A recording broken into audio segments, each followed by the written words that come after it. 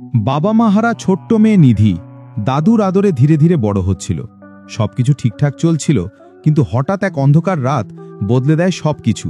নিধিকে খুঁজে পাওয়া যায় একটি মর্গে। তার দাদুকে জানানো হয় তার আদরের নিধি আর এই পৃথিবীতে নেই। কিন্তু প্রশ্ন হলো, কি ঘটেছিল নিধির সাথে? কারা তাকে খুন করল?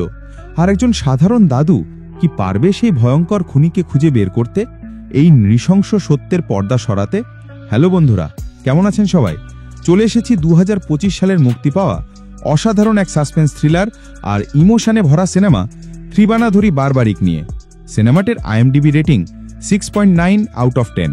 তবে সিনেমাটির কাহিনী আপনার মনকে নাড়া দিয়ে যাবে। তাহলে চলুন আর দেরি না করে শুরু করা যাক আজকের মুভির এক্সপ্লেনেশন। মুভির শুরুতে 15ই আগস্ট সন্ধ্যে 7:45 হায়দ্রাবাদ দেখানো হয়, যেখানে একটি লোক বাইকে করে একটি বক্স নিয়ে পুরনো একটি বিল্ডিংয়ে আসে। বাইরে বৃষ্টি হচ্ছিল। ওই লোকটি জানালা দিয়ে তাকিয়ে বাইরে দেখে সেখানে ব্রেঞ্চে একটি লোক শুয়েছিল। এরপর আমরা শ্যাম কদু নামের এক লোককে পুলিশ স্টেশনে আসতে দেখি। শ্যাম একজন বড় সাইকিয়াট্রিস্ট ছিল।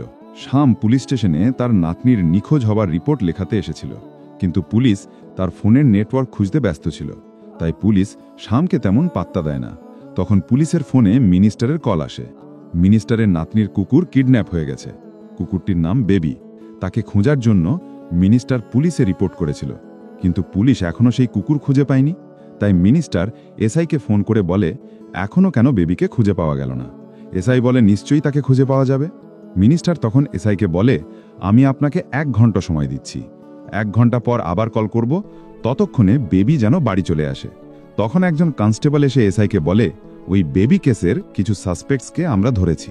সেখানে দাঁড়িয়ে শ্যাম সব দেখছিল। এসআই শ্যামকে কিছুক্ষণ বসতে বলে। শ্যাম তখন বসে অপেক্ষা করতে থাকে। শ্যাম তার নাতনিকে নিয়ে অনেক চিন্তায় ছিল। এরপর সিন ফ্ল্যাশব্যাকে যায়। আমরা দেখি শ্যাম তার নাতনি নিধিকে নিয়ে একটি যাত্রাপালায় যোদ্ধা বারবারিকের প্লে দেখাতে নিয়ে যায়। নিধি শ্যামকে বলে আমাকে প্লে জোনে না নিয়ে গিয়ে তুমি আমাকে এখানে কেন নিয়ে এলে? বারবারিক কি সত্যি অনেক শক্তিশালী ছিল? শ্যাম তাকে বলে সে একজন বড় যোদ্ধা ছিল, সে দুনিয়ার যে কোনো যুদ্ধকে থামিয়ে দিতে পারত। এরপর শ্যাম আর নিধি যাত্রাপালা দেখতে বসে। কিছুক্ষণ পর নিধি তার দাদুকে বলে একটু বাইরে যাবে। শ্যাম তার জন্য অপেক্ষা করতে থাকে। অনেক দেরি হয়ে গেলেও নিধি ফিরে আসে না। তখন শ্যাম চিন্তায় পড়ে যায়। শ্যাম নিধিকে খোঁজার জন্য উঠে যায়। সে বাইরে নিধিকে খুঁজতে থাকে। কিছুক্ষণ খোঁজার পর শ্যাম দেখে নিধি তার দিকে ছুটে আসছে। এটা দেখে শ্যাম একটু স্বস্তি পায়। নিধি শ্যামকে চিন্তিত দেখে তার কি হয়েছে সেটা জিজ্ঞাসা করে। শ্যাম বলে তোমাকে দেখতে না পেয়ে আমি একটু টেনশনে পড়ে গেছিলাম। নিধি বলে তুমি এত বড় একজন সাইকিয়াট্রিস্ট হওয়া সত্ত্বেও এত টেনশন করো? শ্যাম বলে আমার ভিতরে মনকে তো আর সামলাতে পারি না। দেখ, তোমাকে এক মুহূর্ত না দেখে কেমন চিন্তায় পড়ে গেছি। এখানে বোঝা যায় যে শ্যাম তার নাতনি নিধিকে কতটা ভালোবাসে। নিধি একটি নৌকা দেখে সেটাতে উঠতে চায়। শ্যাম তাকে নিয়ে নৌকায় ওঠে। সেখানে কিছু ছেলে গান গাইছিল। নিধি তাদের গান উপভোগ করতে থাকে। এরপর সিন পরিবর্তন হয় আর আমরা দেখি ছোটবেলায় নিধি শ্যামের সাথেই বেশি সময় কাটিয়েছে। তার খেলাধুলা, খাওয়া, ঘুম সবকিছুর খেয়াল শ্যাম রাখত। এই জন্য নিধি তার দাদা শ্যামের সাথে একটু বেশি অ্যাটাচড ছিল। একদিন শ্যাম নিধিকে একটি কুকুরছানা এনে দেয়। সেটা পেয়ে নিধি অনেক খুশি হয়। কিন্তু একদিন নিধির বাবা মা মারা যায়। এরপর থেকে নিধিকে শ্যাম একা বড় করে। তার পড়াশোনা, স্কুল সবকিছুর খেয়াল সে রাখতে শুরু করে। নিধিও তার দাদার খেয়াল রাখত। শ্যাম নিধিকে হাত ধরে সবকিছু শেখাত। এরপর 15ই আগস্ট স্বাধীনতা দিবসের দিন নিধির স্কুলে ফাংশন ছিল। নিধি সকালে উঠে স্কুলের জন্য রেডি হয়। এরপর সে তার দাদাকেও রেডি হতে হেল্প করে। শ্যাম যেহেতু সাইকিয়াট্রিস্ট ছিল, তাই তার আজ একটি সেমিনার ছিল। এরপর নিধির স্কুল বাস চলে আসে। সে বাসে উঠে চলে যায়। এরপর শ্যাম তার গাড়ি নিয়ে বেরিয়ে যায়। শ্যাম তার সেমিনারে বক্তব্য দেয়। সে বলে যখন আমরা হেরে যাই তখন আমরা ডিপ্রেশনে ভুগি। শ্যাম অডিয়েন্সের মধ্যে থাকা এক লোককে ডেকে সামনে আনে। ওই লোকটির চেহারা দেখেই শ্যাম বুঝতে পারে যে সে ডিপ্রেশনে আছে, তাই সে তাকে ডেকে আনে। লোকটি বলে যে সে অন্ধকারে অনেক ভয় পায়। ছোটবেলায় অন্ধকার তার বাবাকে খেয়ে ফেলেছে। এরপর শ্যাম তার চোখে 3D চশমা লাগিয়ে দেয়, যেখানে অন্ধকার জঙ্গলের সিন দেখানো যাচ্ছিল। এরপর শ্যাম সেখানকার সব লাইট অফ করে দেয়। লোকটি অনেক ভয় পেতে থাকে। সে শ্যামকে লাইট জ্বালাতে বলে, কিন্তু শ্যাম তখন তার হাতে একটি লাঠি দিয়ে বলে ভয় পেও না, এখন তোমার হাতে একটা লাঠি আছে। এবার ওই লোকটি একদম ভয় পায় না। তখন শ্যাম লাইট জ্বালিয়ে দেয়। এরপর শ্যাম তার চশমা খুলে দেয়। শ্যাম বলে তুমি লাঠি দিয়ে অন্ধকার জঙ্গলকে নয়, বরং তুমি তোমার ভেতরের ভয়কে মেরেছ। নিজের সাহসকে এভাবে ধরে রেখো না, সাহস নিজের বুকে রাখো। এভাবে শাম তার অন্ধকারের ভয় দূর করে। এরপর শাম সবার উদ্দেশ্যে বলে, আমাদের ভিতরের ভরসা এক বিশাল হাতির মতো। এটাকে বেঁধে রেখো না, তাকে মুক্ত করে দাও। দুনিয়াতে ভয়ে বাঁচা উচিত নয়। তার বক্তব্য শুনে সবাই তালি বাজায়। এরপর শাম সন্ধ্যায় বাড়ি ফিরে নিধির টিউশনের স্যারকে কল করে বলে, আমি নিধিকে নিতে আসছি। কিন্তু টিউশনের টিচার তাকে জানায় যে নিধি আজ টিউশনে আসেনি, রাত হয়ে গেছে, নিধি বাড়িও ফেরেনি। এতে শাম চিন্তায় পড়ে যায়। শাম বাস ড্রাইভারকে কল করে জিজ্ঞেস করে যে সে নিধিকে বাড়িতে ছেড়েছিল কিনা।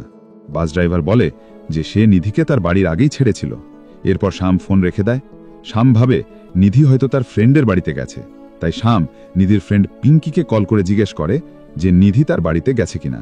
পিঙ্কি বলে যে নিধি তার সাথে নেই, নিধি তার বাড়িতেই বাস থেকে নেমেছিল। এটা শুনে শাম অনেক ভয় পেয়ে যায়। এরপর সে নিধিকে খোঁজার জন্য পুলিশ স্টেশনে রিপোর্ট লেখাতে আসে।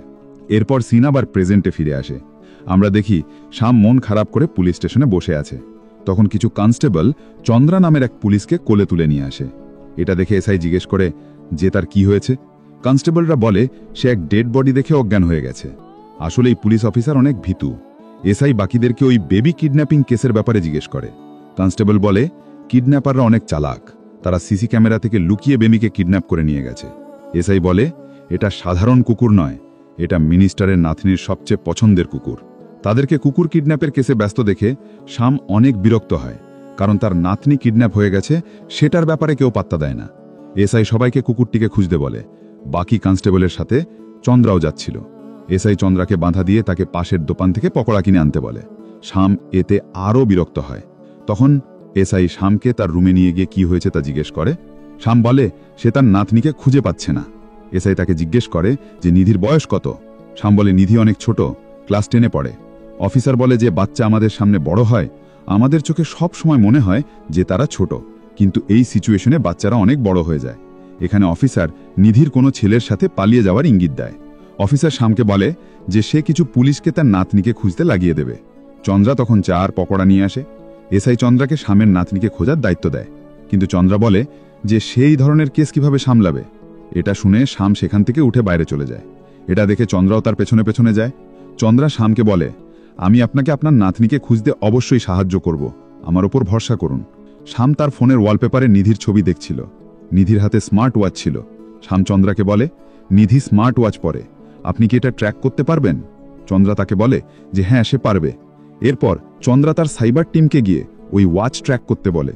লোকটি বলে এর লোকেশন কোটির কাছে গলিগোড়া। চন্দ্রা বলে জায়গাটি অনেক বিপজ্জনক। এরপর 15 দিন আগের গলিগোড়ার সিন দেখানো হয়। গলিগোড়া এমন একটি জায়গা যেখানে কুকুরের মাধ্যমে ড্রাগ সাপ্লাই করা হয়। সেখানে দেব নামের এক ছেলে সেখানকার বড় স্মাগলারের কাছে যায়। ওই স্মাগলারের নাম দাস। দাস দেবের হয়ে কাজ করত। দেবের সাথে তার ফ্রেন্ড রামও সেখানে যায়। দাস কুকুরের মাধ্যমে ড্রাগ সাপ্লাই করে স্মাগলিং করত, তাই তার বিল্ডিংয়ে অনেক কুকুর ছিল। তার মধ্যে একটি বড় কুকুর মারা গিয়েছিল, তাই সে শোক পালন করছিল। দেব আর রাম ভুল নিয়ে সেখানে আসে। রাম তাদের সাথে জড়িত ছিল না। এসব কি হচ্ছিল সে কিছুই বুঝতে পারছিল না। রাম জানত না যে এখানে কুকুরের মাধ্যমে স্মাগলিং হয়। সবার চলে যাবার পর রাম দেবকে জিজ্ঞেস করে এরা কারা, সবাই কি মেন্টাল হসপিটাল থেকে এসেছে? দেব তাকে চুপ থাকতে বলে। এরপর দেব আর রাম দাসের আসরে বসে। সেখানে দাসের এক লোক পুলিশকে ইনফরমেশন দিয়েছিল, তাই দাস তাদের সবার সামনে ওই লোকটিকে গুলি করে মেরে ফেলে। রাম এটা দেখে অবাক হয়ে যায়। এরপর দাস দেবকে বলে এই মানডেতে যদি টাকা না পাই তাহলে তোর অবস্থা একই হবে।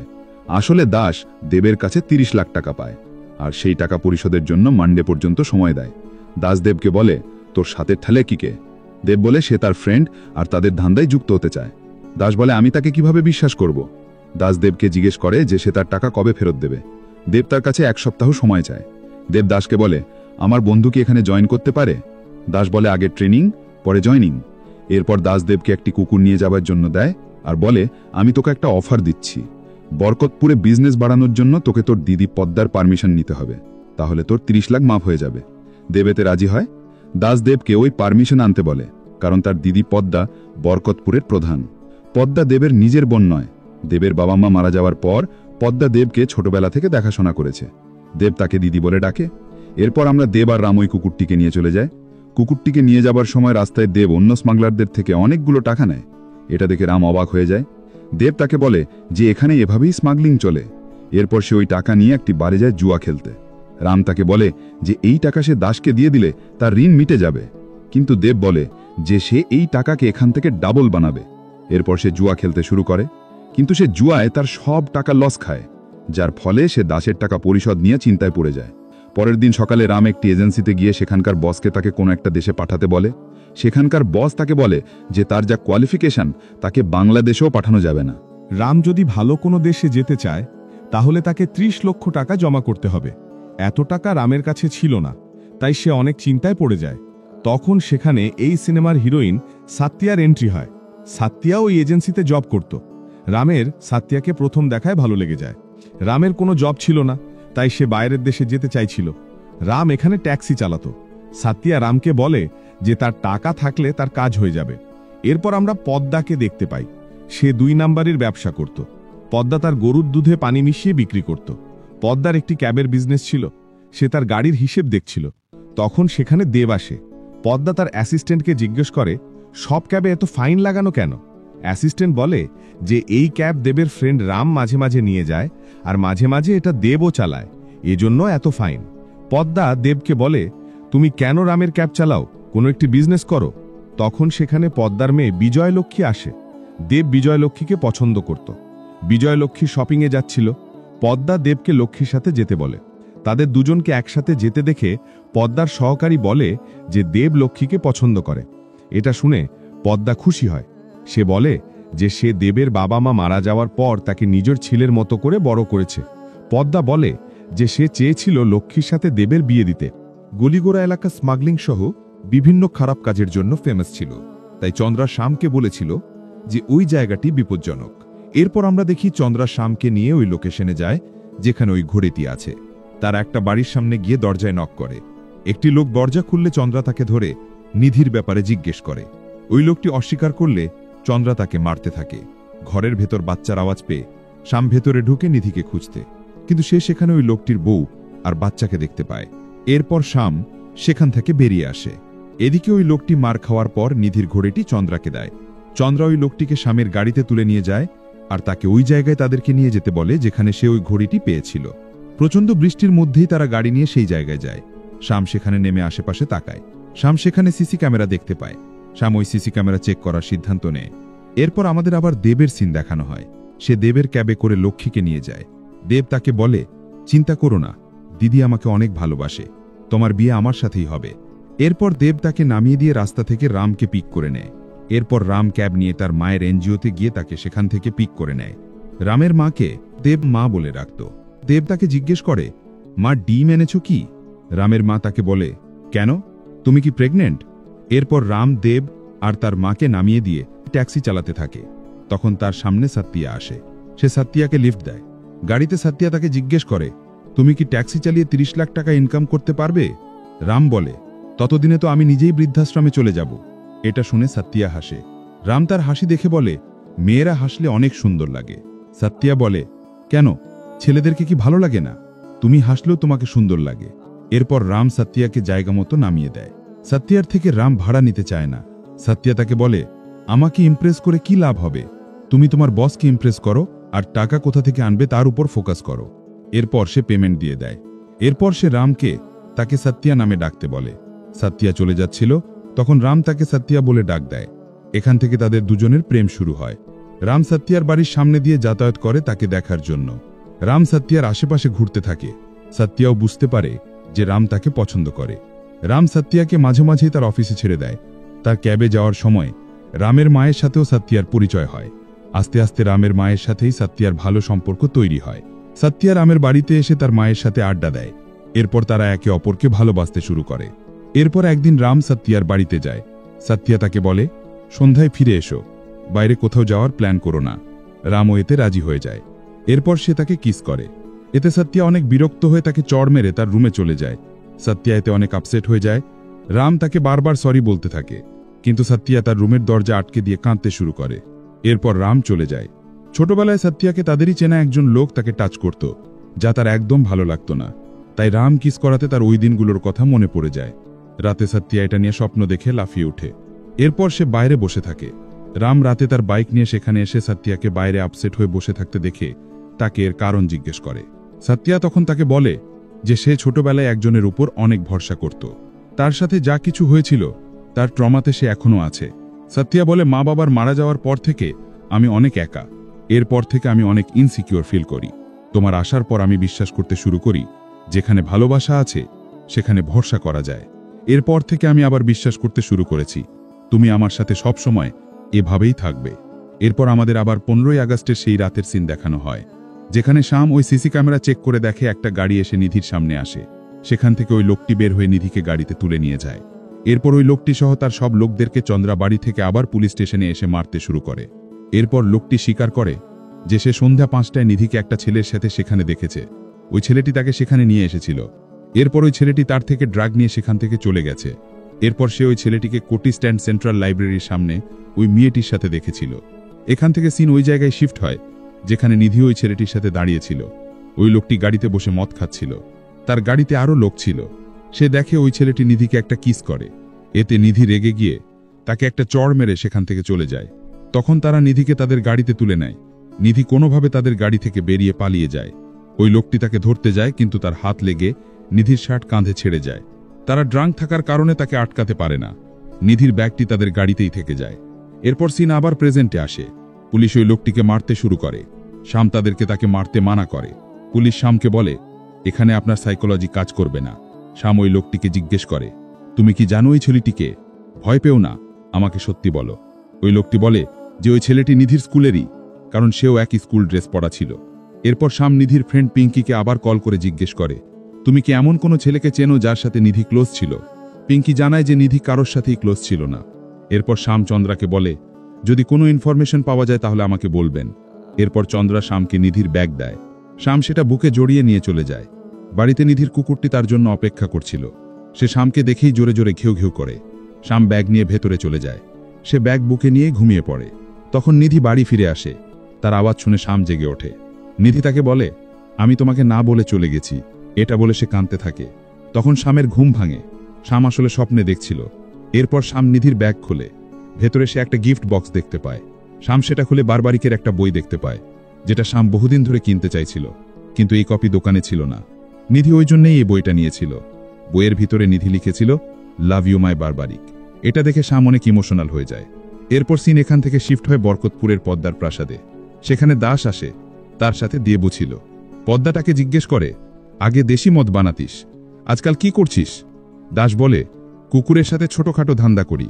আমি আপনার সাহায্যে এই বরকতপুরে আমার পাউডারের বিজনেস বাড়াতে চাই। এটা শুনে পদ্মা রেগে তাকে চড় মারে আর তাকে বলে, আমি দুধে শুধু পানি মিশাই, বিষ না। আজ পর্যন্ত এই এলাকায় পুলিশ আসেনি। যদি তোর কারণে পুলিশ আসে তাহলে তোকে টুকরো টুকরো করে বিরিয়ানি বানিয়ে তোর পোষা কুকুরকে খাওয়াবো। দেব এসে পদ্মাকে মিথ্যে বলে, সরি, আমি জানতাম না এই টাকলা এইসব করে। এই এলাকায় এই ধরনের কাজ কেউ করতে পারবে না। এদিকে সত্যা রামকে কল করে বলে, তুমি এই সপ্তাহে টাকা দিয়ে দিলে তোমার অ্যাপ্লিকেশন হয়ে যাবে। তুমি এই সপ্তাহে টাকা অ্যারেঞ্জ করতে পারবে না? রাম বলে যে সে অ্যারেঞ্জ করতে পারবে। দেব তখন রামকে কল করে একটা জায়গায় ডাকে। এরপর রাম সেখানে যায়। দেব তাকে বলে, দাস ভাইয়ের আইডিয়া কাজ করছে না, অন্য কিছু ভাবতে হবে।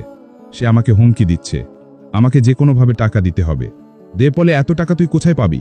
আমেরিকা যাওয়ার জন্য এত টাকার ব্যবস্থা তুই কিভাবে করবি? আমাদের প্রবলেম সলভ করার জন্য আমাদেরকে চুরি ডাকাতি করতে হবে। রাম এতে রাজি হয় না। সে দেবকে ইগনোর করে চলে যায়। এরপর রাতে রামের ট্যাক্সিকে একটি লোক ওঠে। সে ফোনে কাউকে বলছিল যে সে 30 লাখ টাকা তুলেছে। রাম তার কথা মন দিয়ে শোনে। এরপর সেটাকে বাড়িতে নামিয়ে দেয়। এরপর রাম দেবের বলা কথাগুলো ভাবতে থাকে। তার সত্যিই টাকার দরকার ছিল, তাই সে আর দেব মিলে ওই লোকের বাড়িতে ডাকাতি করার প্ল্যান বানায়। তারা দুজন মুখোশ পরে দুটো লেজার লাইট নিয়ে ওই লোকটির বাড়ির সামনে যায়। বারান্দায় ওই লোকটির বাচ্চারা খেলছিল। তারা তাদের দিকে লেজার লাইট ধরে। এরপর রাম ওই লোককে কল করে বলে, 10 লাখ টাকা উপর থেকে নিচে না ফেললে তার বাচ্চাদেরকে গুলি করে মেরে ফেলব। তার বাচ্চাদের দিকে গান পয়েন্ট করা আছে। ওই লোকটি লেজার লাইট তাদের গায়ে দেখে ভয় পেয়ে 10 লাখ টাকা নিচে ফেলে দেয়। এরপর রাম আর দেব ওই টাকা নিয়ে চলে যায়। তাদের এই প্ল্যান সাকসেসফুল হয়। তারা ওই টাকা ভাগ করে নেয়। দেব আবার ওই টাকা নিয়ে বাড়ি গিয়ে জুয়া খেলে সব টাকা লস খায়। আর ওইখান থেকে রাম 5 লাখ টাকা পেয়েছিল, সেটা এনে অফিসে জমা করে। তার বসটাকে বলে, এই টাকা তোমাকে এয়ারপোর্ট পর্যন্ত নিয়ে যায়, বাকি টাকার কি হবে? রাম তাকে প্রসেস স্টার্ট করতে বলে দেয়। এরপর সে পদ্মার ক্যাবের গ্যারেজে যায়। সেখানে দেবও ছিল। দাস সেখানে দেবের কাছে টাকা চাইতে আসে। দেব তাকে বলে যে 1 সপ্তাহ হতে দাও। দাস পদ্মার কাছে টাকা চাইতে যাচ্ছিল।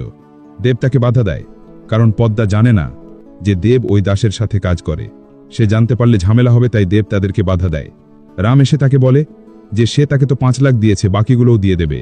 রাম ভেবেছে সে 5 লাখ টাকা দাসকে দিয়েছে, কিন্তু সে জানতো না যে সে জুয়ায় উড়িয়েছে।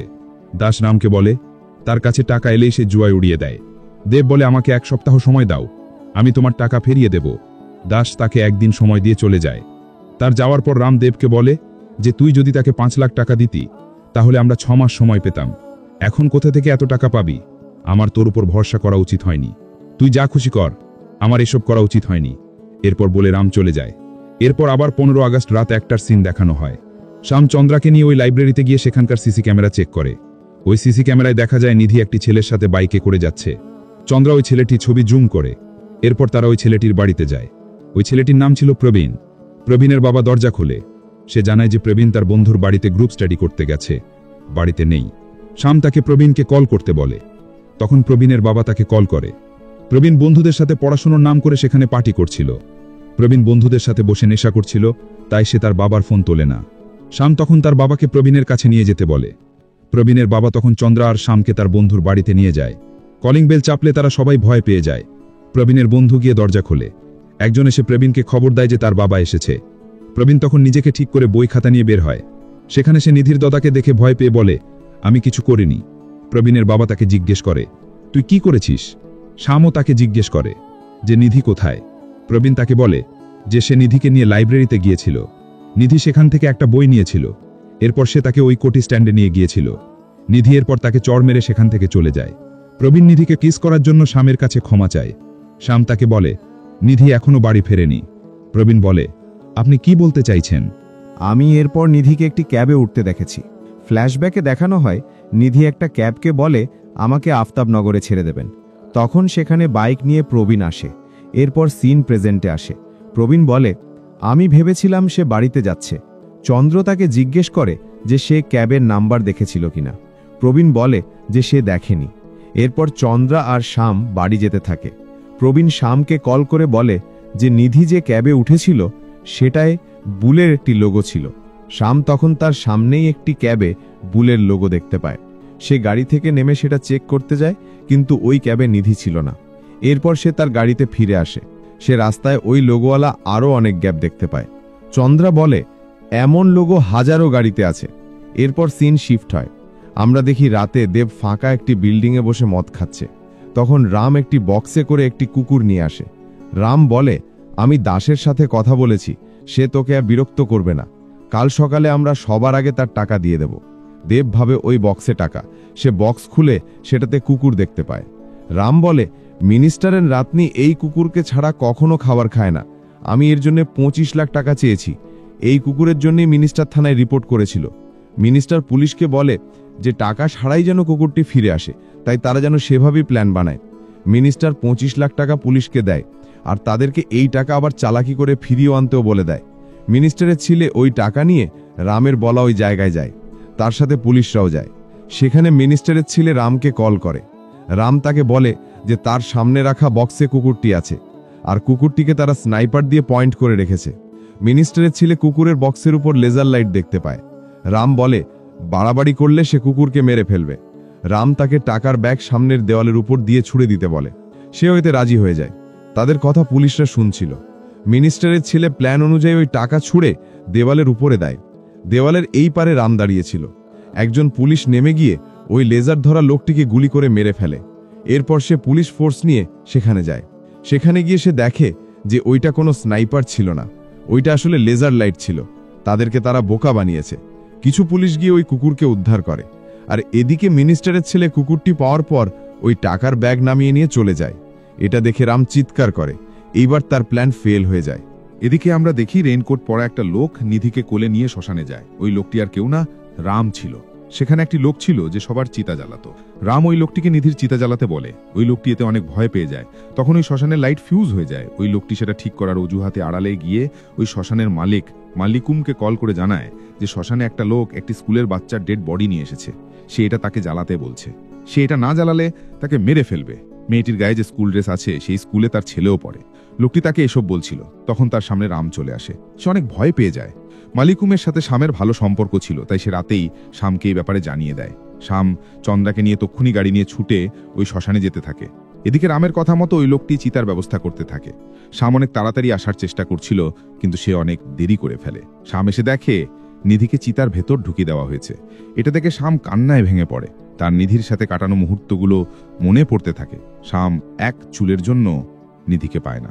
চন্দ্রাই সিন দেখে অজ্ঞান হয়ে যায়। এর পরের সিনে আমরা দেখতে পাই শাম চুপচাপ হসপিটালে বসে আছে। শাম বসে শক্তিশালী বারবারিকের কথা মনে করছিল। নিধি শামকে তার বারবারিক মানত, তাই শাম বারবারিকের মতো শক্তিশালী হয়ে নিধির খুনের প্রতিশোধ নিতে চায়। তখন চন্দ্রার জ্ঞান ফেরে। সে হসপিটালের কেবিন থেকে বেরিয়ে এসে শামকে ওই অবস্থায় বসে থাকতে দেখে। তার কাছে গিয়ে বলে, সরি স্যার, আমি আপনাকে এভাবে দেখতে পাচ্ছি না। শাম তখন চন্দ্রাকে বলে, তুমি আমাকে একটি সাহায্য করবে? চন্দ্রা বলে, আমি আপনার জন্য সবকিছু করব। এরপর শাম চন্দ্রাকে বলে ওই বুলের লোগো দেওয়া ক্যাবের সম্পর্কে সমস্ত ইনফরমেশন জোগাড় করতে বলে। ওই দুলের লোগো দেওয়া ক্যাবগুলো সব পদ্মার ক্যাব ছিল। এরপর আমরা পদ্মাকে দেখি, তার আজ জন্মদিন ছিল, তাই সবাই মিলে তার জন্মদিন অনেক ধুমধামে সেলিব্রেট করছিল। এরপর আমরা দেখি দাস দেবকে বেঁধে রেখেছে। দাস দেবকে চড় মেরে বলে, তুই আমাকে টাকলা বলতি, আমি তোকে কিছুই বলতাম না, কারণ আমি বরকতপুরে আমার বিজনেস ছড়াতে চেয়েছিলাম, কিন্তু এখন মনে হচ্ছে আমি এটা করতে পারবো না। তুই কি ভেবেছিস আমাকে ইগনোর করে বিয়ে করে তুই সুখে থাকবি? আমি এটা কখনো হতে দেব না। দাস তার লোকেদেরকে পদ্মাকে কল করতে বলে। দেব বলে, দিদি এটা জানতে পারবে, আমাকে ছাড়বে না, বিজয়লক্ষ্মী আমাকে ঘৃণা করবে। তখন দাসের এক লোক এসে জানায় যে পুলিশ তাদের সব ড্রাগস জব্দ করেছে। দাস মোবাইলে দেখে যে ওই এলাকার মিনিস্টার নিউজে এসে বলছে 1 কিলো ড্রাগস প্রায় 1 কোটি টাকার মাল ফ্রিজ করে দেওয়া হয়েছে। সে যে কোনো মূল্যে এর সোর্স খুঁজে বের করবে। দাস বলে, ড্রাগস তো 10 কিলো ছিল, সে কেন 1 কিলো বলছে? যে 1 কিলো সে মানুষকে দেখাচ্ছে, বাকি 9 কিলো সে নিজে লুকিয়ে রেখেছে। দাস বলে, এবার তো 10 কোটি টাকার মাল ছিল, যে কোনো মূল্যে আমি আমার মাল ফিরিয়ে আনবো। দেব তখন তাকে আবার একবার চান্স দিতে বলে। দাস বলে, আমি তোর ওপর আর ভরসা করতে পারবো না। দেব বলে, এই কাজ আমরা করতে পারবো না, এর জন্য বুদ্ধির প্রয়োজন। তখন দাস বলে, কার কাছে বুদ্ধি আছে? দেব এখানে রামের কথাই বলছিল। পরদিন সকালে রাম একা বসেছিল, সে অনেক আপসেট ছিল। তখন সাত্তিয়া সেখানে এসে তাকে বলে যে 2 সপ্তাহের মধ্যে যদি সে বাকি টাকা অ্যারেঞ্জ করতে পারে, তাহলে তারা ভিসার জন্য অ্যাপ্লাই করতে পারবে। কিন্তু রাম চুপচাপ বসেছিল। তখন রামের মা সেখানে এসে বলে যে এত কোন সময়ের মধ্যে 20 লাখ কোথা থেকে আনবো আমরা? আমি তাকে জব খুঁজতে বলেছিলাম, কিন্তু সে অনেক জেদি, আমার কোনো কথাই শোনে না। এদিকে শাম তার ছেলে আর ছেলের বউয়ের কবরের সামনে দাঁড়িয়েছিল। তখন সেখানে চন্দ্রা আসে। সে তাকে ভাকেলি পদ্মার ব্যাপারে বলে। চন্দ্রা বলে, পদ্মা বরকতপুরের ডন, 2 নম্বরীর বিজনেস আর সেটেলমেন্ট ছাড়াও তার শত শত ক্যাব চলে। সে প্রাইভেট ক্যাব কোম্পানির মালকিন। ওই এলাকায় কেউ তার বিরুদ্ধে আঙুল তুলতে পারে না। শাম বলে, তুমি কি বলতে চাইছো? চন্দ্রা বলেন, যদি পদ্মা এ ব্যাপারে জানতে পারে যে তার এলাকার কেউ এসব করেছে, তাহলে সে তাকে নরকে পাঠিয়ে দেবে। তখন শাম রহস্যময়ভাবে বাঁশি বাজাতে থাকে। এরপর বলে, না না চন্দ্রা, সমস্যা যেহেতু আমার, তখন সমাধানও আমিই করব। আমি তার চিতা জ্বালাবো, তাকে মৃত্যুর কাছে নিয়ে যাব। আমি জানতে চাই সে কে। শাম কোনোভাবে ওই ক্যাবের নাম্বার খুঁজে বের করে চন্দ্রাকে দেয়। এরপর চন্দ্রা ছদ্মবেশ ধরে পদ্মার কাছে গিয়ে তার কাছে একটি কাজ চায়। পদ্মা তার বেশভূষা দেখে অসহায় ভেবে চন্দ্রাকে তার ক্যাব পরিষ্কারের কাজ দেয়। এরপর চন্দ্রা গ্যারেজে গাড়ি সাফাইয়ের কাজ করতে থাকে। রাতে সবাই বাড়ি চলে গেলে চন্দ্রা ক্যাবের রেজিস্টার খাতায় ওই গাড়ির নাম্বার চেক করে, সেখানে রাম আর দেবের নাম পায়। এরপর চন্দ্রা তাদের ব্যাপারে ইনফরমেশন কালেক্ট করে শামের কাছে গিয়ে বলে, যে ক্যাবের নাম্বার আপনি আমাকে দিয়েছিলেন, সেই ক্যাব 2 জন চালায়। রাম বিটেক থেকে গ্র্যাজুয়েশন করেছে, তার মা এনজিওতে কাজ করে, তার বাবা নেই। আমেরিকাতে জব খোঁজার জন্য সে একটি হাই এজেন্সিতে কথা বলেছে। ভাকেলি ক্যাব সেন্টারে পার্ট টাইম ট্যাক্সি চলায়। অন্যজন হলো দেব। হাতে টাকা এলেই সে ক্যাসিনোতে গিয়ে উড়িয়ে দেয়। ছোটবেলায় তার বাবা মারা গেছে, এরপর থেকে ভাকেলি পদ্মা তার দেখাশোনা করে। রাম আর দেব 2জন বেস্ট ফ্রেন্ড, তারা একসাথে বড় হয়েছে। যদি এই কেসের ব্যাপারে বলি, তাহলে শ্মশানের লোকটি বলেছিল যে ডেড বডি একজন লোক নিয়ে এসেছিল, কিন্তু রেজিস্টারে 2 জনের নাম আছে। তাদের 2 জনের মধ্যে কে হবে, এটা কিভাবে জানতে পারবো? শাম বলে, কখনো কখনো সত্যি জানার জন্য আমাদেরকে কাহিনী বানাতে হয় চন্দ্রা। নিউজ পেপারে ছাপাও, নিধি মিসিং। পরদিন সকালে শামরামের মায়ের এনজিওতে গিয়ে তার সাথে দেখা করে আর তাকে নিউজ পেপার দেয়। পেপারে নিধির মিসিং পোস্টার ছিল। শাম তাকে রামের ব্যাপারে বলে। রামের মা এটা বিশ্বাস করতে চায় না। সে শামকে কাঁদতে কাঁদতে বলে, আপনার কথা ভুল হচ্ছে। শাম বলে, আমি আশা করব যেন এমন না হয়। আমি এই পরিস্থিতিতে কারোর উপর ভরসা করতে পারবো না। রামের মা বলে, আমি জানি সে অন্যায় কাজ করে, কিন্তু সে খারাপ মানুষ নয়। শাম বলে, মা হিসেবে তার অন্য রূপ দেখেননি, কিন্তু যখন মমতার পর্দা সরে যাবে আর আপনি সত্যি জানতে পারবেন, তখন আপনি আমাকে বলে দেবেন। এই ব্যাপারে খোঁজ নিন, কিন্তু এটা বলবেন না যে আমি বলেছি। রামের মা এতে রাজি হয়ে যায়। এরপর রাতে দেব আর রাম ওই মিনিস্টারের বাড়িতে লেজার লাইট তাক করে বাড়ি চলে যায়। রাম বাড়ি গিয়ে ল্যাপটপে কাজ করছিল, তখন তার মা তার রুমের দরজার সামনে এসে দাঁড়ায়। তখন রামের কাছে একটা কল আসে। রাম বাড়িরা গিয়ে কথা বলে। রাম বলে, পুলিশকে আমরা ভুল বোঝাতে পারবো না। তারা অটো মেশিনের মাধ্যমে বাড়িটা ফুল সিকিউর করে রেখেছে। কোনো কিছু টাচ করলেই তাদের ফোনে অটোমেটিক অ্যালার্ট চলে যাবে। আমি তার অ্যাকাউন্ট হ্যাক করে কাজ করব। এখনও প্ল্যানে কোনো চেঞ্জ নেই। যতক্ষণ না আমি তোকে ফোন করব ততক্ষণ তুই আমাকে ফোন করিস না। এরপরে সে ফোন রেখে দেয়। তখন নামের মা এসে তাকে নিউজ পেপারে নিধির ছবি আর আইডি কার্ড দেখিয়ে জিজ্ঞেস করে যে সেই মেয়েটিকে চেনে কিনা। সেই আইডি কার্ড সে তার গাড়িতে পেয়েছে। তাই রামের মা তাকে সন্দেহ করতে শুরু করে। রাম নিধির ছবি দেখে কিছুটা অপ্রস্তুত হয়। রামের মা তাকে বলে, তুমি ছোট ছেলে তখন কোনো অন্যায় করলে আমাকে এসে বলে দিতে, কিন্তু এখন বড় হয়ে গেছো তাই বড় বড় অন্যায় করছো। আমি কিছুই জানি না, কিন্তু এটা জানি যে তুমি আমার থেকে কিছু লুকোচ্ছ। রামের মা রামের মাথায় তার হাত রেখে বলে, সত্যি করে বলো তুমি আমার থেকে কি লুকোচ্ছ। রাম তখন তার মাথা থেকে হাত সরিয়ে নেয়। এরপর রাম বলে, ছোটবেলা থেকেই আমার স্বপ্ন ছিল আমি একটি সুন্দর জীবন কাটাবো, আর ওই সুন্দর জীবন কাটানোর জন্য আমি কত পরিশ্রম করেছি, কিন্তু আমি এগোতে পারছি না। কিন্তু এখন বুঝতে পেরেছি সব সমস্যার সমাধান হলো টাকা। আমি যে কোনো উপায়ে টাকা ইনকাম করে আমাদের সমস্ত সমস্যা দূর করতে চাই। এর জন্য আমি মন্ত্রীর কুকুর কিডন্যাপ করেছিলাম। এরপর সিন ফ্ল্যাশব্যাকে যায়। আমরা দেখি ওই রাতে রাম যখন কুকুরের বক্স নিয়ে দেবের কাছে গিয়েছিল তখন সে দেবের চেহারায় চিন্তার ছাপ দেখেছিল। তখন আমরা ওই বিল্ডিংয়ে নিধিকে বাঁধা অবস্থায় দেখি। দেব নিধিকে তুলে এনে বিল্ডিংয়ে বেঁধে রেখেছিল, তাই সে অনেক টেনশনে ছিল। রাম দেবকে কিছুই বলে না। তখন নিধি চিৎকার করতে শুরু করে। তার চিৎকার শুনে রাম দেবকে এই ব্যাপারে জিজ্ঞেস করে। দেব বলে, এই মেয়েটি রাস্তায় তার ক্যাবে লিফট চেয়েছিল, তাই সে তাকে গাড়িতে তুলেছিল। মেয়েটিকে দেখে ধনী ঘরের মনে হয়েছিল, তাই সে তাকে তুলে এনেছে। রাম বলে, তুই তাকে কিডন্যাপ করেছিস? দেব বলে, আমি দাসকে টাকা না দিলে সে দিদির কাছে চলে যাবে।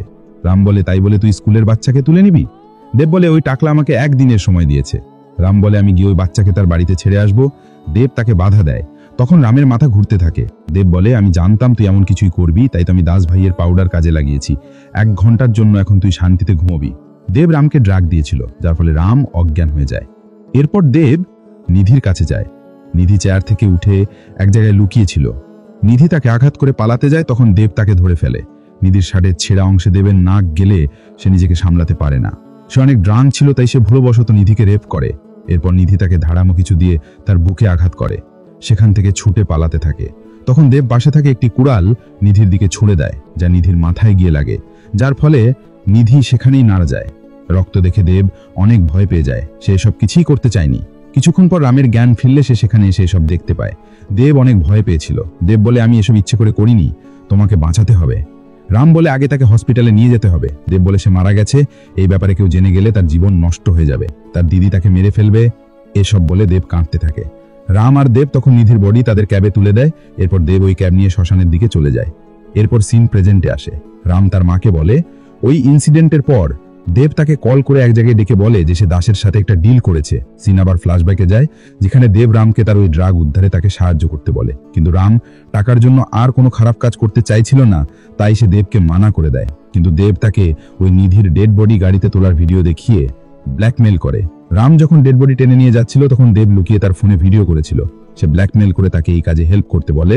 রামও বাধ্য হয়ে এই কাজে রাজি হয়ে যায়। এরপর সিন প্রেজেন্টে আসে। রাম বলে, আমি যে কোনোভাবে টাকা ইনকাম করতে চেয়েছিলাম, আমি জানতাম না আমি এত বড় পাপ করে ফেলবো। এরপর সে সেখান থেকে চলে যায়। রামের মা এতে স্বস্তি পায়।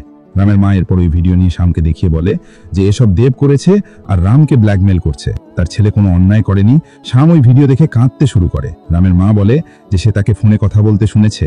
দেব কাল ড্রাগস বিক্রি করতে যাচ্ছে আর তার ফটো এই ফোনে আছে। রামের মা শ্যামকে বলে, আমার ছেলেকে ক্ষমা করে দিয়ে তাকে বাঁচিয়ে নিন স্যার। তখন শ্যাম এটা শুনে একটা রহস্যময়ী এক্সপ্রেশন দেয়। এর কারণ আমরা পরে জানতে পারবো। এরপর শ্যাম বাড়ি গিয়ে অপরাধীকে শাস্তি দেওয়ার প্ল্যান বানাতে থাকে। এখানে আমরা শ্যামকে বারবারিক রূপে দেখি। পরদিন রাতে প্ল্যান অনুযায়ী রাম ওই লোকের বাড়িতে ড্রাগ আনতে যায়। রাম ভেতরে কিছুতে টাচ করলে ওই লোকের কাছে অ্যালার্ট চলে যায়। ওই লোকটি তখন দ্রুত বাড়ি ফিরতে থাকে। তার লোকেশন ট্র্যাক করে দেব রামকে জানিয়ে দেয় যে সে বাড়ির দিকে যাচ্ছে। রাম ভেতরে ড্রাগ খুঁজে বের করে 2 প্যাকেট ড্রাগ রেখে বাকিগুলো তার ব্যাগে ভরে নেয়। এরপর রাম জানালা দিয়ে বেরিয়ে যায় আর দেব তখন পুলিশকে কল করে দেয়। এরপর ওই লোকটি ঘরে ঢোকে। সে বিছানায় ড্রাগের ব্যাগ খোলা দেখে ছুটে সেখানে যায়। সে দেখে তার সব ড্রাগ লুট করে নিয়ে গেছে। সে ওই 2টি প্যাকেট হাতে নেয়। তখনই সেখানে পুলিশ এসে তাকে অ্যারেস্ট করে। এভাবে দেব আর রামের প্ল্যান সাকসেসফুল হয়ে যায়।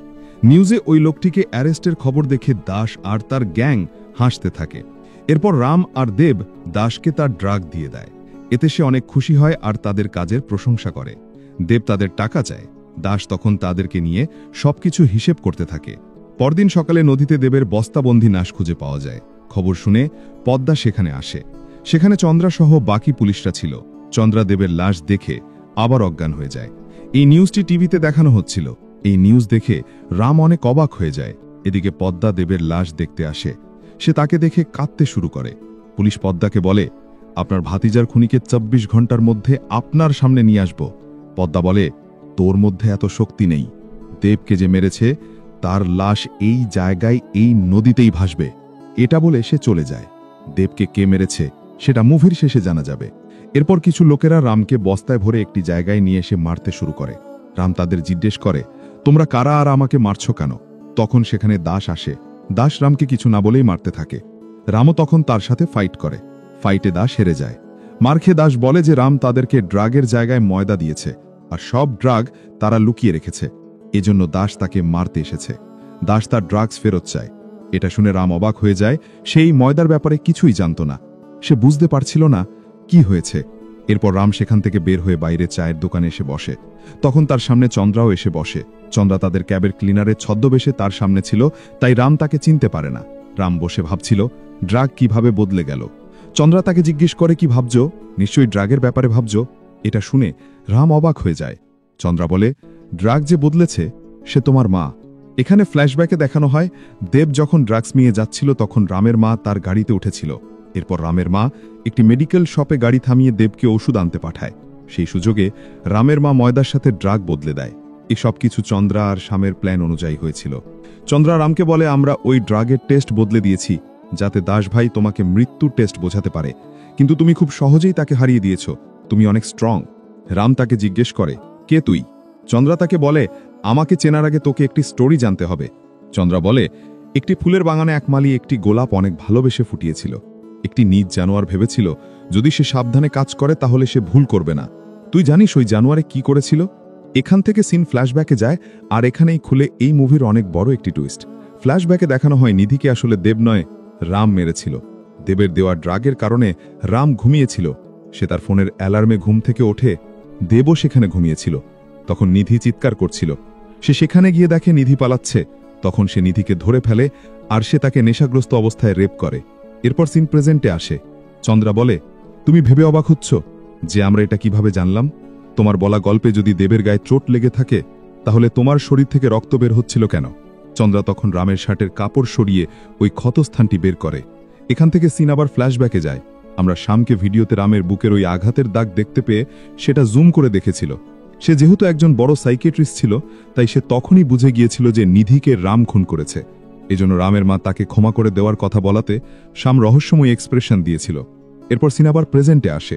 চন্দ্রা বলে, যেদিন থেকে দেব তোমাকে ব্ল্যাকমেল করতে শুরু করেছে সেদিন থেকে তোমার ধরা পড়ে যাবার ভয় তোমাকে তাড়া করে বেড়াচ্ছে। যেহেতু তোমার বাইরে যাবার জন্য টাকার প্রয়োজন ছিল, তাই দাস ভাইয়ের সাথে মিলে তুমি একটি প্ল্যান বানিয়েছিলে। ফ্ল্যাশব্যাকে দেখানো হয় ওই রাতে দাস তাদের টাকা বুঝিয়ে দেওয়ার সময় দেবকে কম টাকা দেয়। দেব ব্যাপারে প্রশ্ন করলে সে বলে যে সেই ডিল রামের সাথে করেছিল। দাস বলে, বরকতপুরে আমার ধান্দা এর মৃত্যুর মাধ্যমে শুরু হবে। এরপর দাস সেখান থেকে চলে যায়। রাম তাকে ব্ল্যাকমেল করবার জন্য তাকে গুলি করে মেরে ফেলে, আর সব টাকা একা নিয়ে নেয়। এরপর সিন আবার প্রেজেন্টে আসে। চন্দ্রা বলে, তুমি তোমার গার্লফ্রেন্ডের সাথে এই দেশ ছেড়ে পালাতে চাইছিলে, তাই না? তুমি ভেবেছ তুমি তোমার পাপকে ঢেকে দিয়েছ, কিন্তু একজন মানুষ আছে যাকে তুমি কখনো আশা করনি। আমার গল্পের মালি কোনো সাধারণ মালি নয়, সে একজন সাইকিয়াট্রিস্ট, ডক্টর শ্যাম কাদ্দু। মানুষের ছায়া দেখেই তাকে খুঁজে বের করতে পারে। তুমি ভেবেছ তুমি শাস্তি না পেয়ে বেঁচে যাবে। রাম তখন তাকে ইগনোর করে অটো ধরে বাড়ি চলে যেতে থাকে। চন্দ্রা তাকে শ্যামের সামনে আসার আগে এখান থেকে পালিয়ে যেতে বলে, না হলে সে বাঁচতে পারবে না। এদিকে শ্যামকে আমরা আবার বারবারিক রূপে দেখি। শ্যাম একটি বক্সে একটি বন্দুক ভরে নিয়ে সত্যিয়ার বাড়িতে যায়। শ্যাম সত্যিয়াকে আগে থেকেই চিনত, কারণ সত্যিয়া ওই দিনের শ্যামের সেমিনারে ছিল। সত্যিয়া তার সাথে ছোটবেলায় হওয়া অন্যায়ের সেই ট্রমা ট্রিটমেন্টের জন্য শ্যামের কাছে যেত। শ্যাম তাকে এই ট্রমা থেকে বের হতে সাহায্য করেছিল। এজন্য তাদের মধ্যে ভালো সম্পর্ক তৈরি হয়েছিল। শ্যাম সত্যিয়াকে বলে, আমি মানুষকে দুইভাবে ট্রিটমেন্ট করি। এক হলো মানুষকে ট্রমা থেকে বের হতে, আর আরেকটা হলো যদি প্রবলেম আবার আসে তাহলে পেশেন্ট এটা কিভাবে হ্যান্ডেল করবে। যদি এই সমস্যা আবার সামনে আসে তাহলে তুমি কি করবে? সত্যিয়ার হাত কাঁপতে থাকে। শ্যাম বলে, আমরা ঘন জঙ্গলে বসবাস করি, জানোয়ার আমাদের আশেপাশেই থাকে। যদি জানোয়ার আমাদের সামনে চলে আসে তাহলে আমাদের ভয় পাওয়া যাবে না।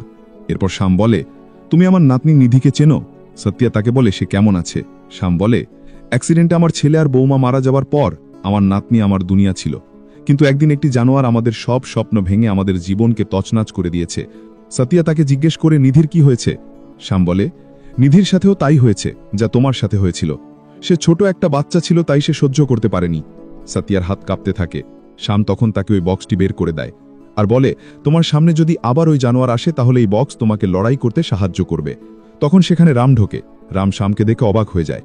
শ্যাম রামকে তার পরিচয় দেয়। এরপর শ্যাম সাতিয়াকে বলে, কখনো কখনো ভালোবাসা আমাদেরকে অন্ধ বানিয়ে দেয়, আর আমাদের আশেপাশে যা কিছু হয় ভালোবাসা তা আমাদের দেখতে দেয় না সত্যিয়া। যখন তুমি সত্যি জানতে শুরু করবে তখন তুমি জবাব পেয়ে যাবে। এরপর শ্যাম রামকে বলে, সত্যিয়া তোমার অনেক প্রশংসা করছিল।